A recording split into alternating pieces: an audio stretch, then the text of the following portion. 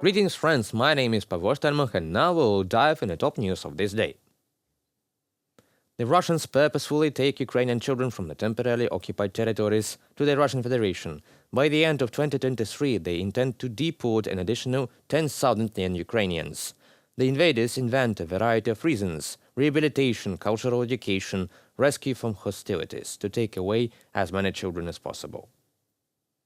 Only what we can document is around 20,000 abducted children. This is a terrifying figure, but the real number is even higher. That's why we need to continue this track. We are ready for further coordination and cooperation. Volodymyr Zelensky, President of Ukraine, in conversation with the Emir of Qatar, Sheikh Tamim bin Hamad Al Thani. In this way, the Russian Federation is trying to steal part of a generation from Ukraine and use it to compensate for its own demographic problems. Children are often changed their surnames, given to foster families, resettled in remote, economically backwards regions of Russia. Everything is done to make it impossible, or as difficult as possible, to return home. State kidnapping carried out by the occupying state falls under one of the characteristics of the crime of genocide, according to the definition of the UN General Assembly.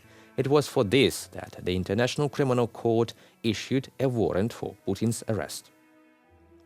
The international community is helping Ukraine to return children illegally taken to Russia. Recently, joint efforts with Qatar managed to rescue 5 minor Ukrainian citizens from Russian captivity. 45% of Russians said that their salary is not enough to meet basic needs. 2 years ago, this number was 25%. At this time, 36% of respondents said that their salary covers their basic needs with difficulty. 20% can buy everything they need. Over almost 2 years of war with Ukraine, the quantity of Russians who do not have enough wages, even for basic needs, almost doubled. Maybe the Russian authorities are somehow going to solve this issue. No, all the money is for war. The Russian people have been isolating themselves from these political developments, but the inflation rate is something they can't isolate themselves from because they have to pay. It is a way in which politics really interferes in their lives, and this is the part which is worrying for the Russian leadership, because no propaganda will make this go away. Yanis Kluge, an economist at the German Institute for International and Security Affairs, in a comment for Washington Post. Russia plans to spend a third of its budget on the army. Russia wants to increase defense spending this year to 9.7 trillion rubles, which is approximately equal to a third of all government spending in the country, writes Reuters. It says that already in the first half of 2023, the defense budget spent 600 billion rubles more than the planned. Total defense expenditures amounted to 5.59 trillion, which is more than a third of total budget. As Reuters notes, an increase in defense spending ensures the recovery of the Russian economy due to an increase in the rate of industrial production. Moreover, such measures have already led to a budget deficit of $28 billion. As the agency notes, after the start of the war, Russia stopped publishing detailed data on budget expenditures. And now the European Union is preparing the 12th package of sanctions for the Russian Federation.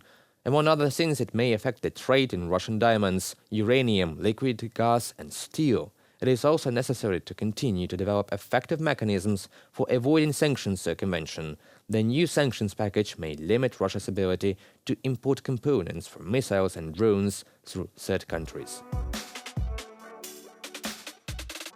A month ago, the Department of Defense Office of Inspector General has announced the appointment of a lead overseer of U.S. aid to Ukraine, Inspector General Robert Storch. Storch serves as the lead Inspector General for Operation Atlantic Resolve, a U.S.-led effort started in 2014 to strengthen the NATO alliance in response to Russia's military actions against Ukraine.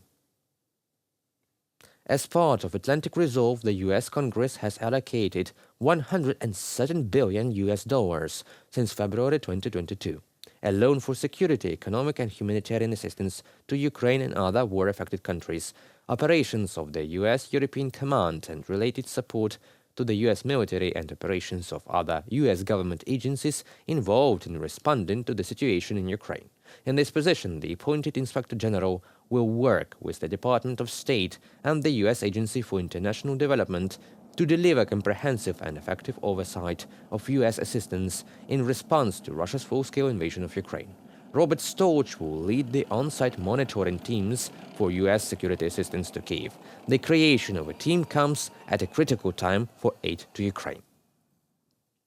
We have important accountability mechanisms in place for U.S. arms and U.S. military assistance that we supply to Ukraine. We have strict oversight mechanisms that we've put in place. That also applies to humanitarian and economic aid that we've provided, and we've seen no diversion of those arms at this point.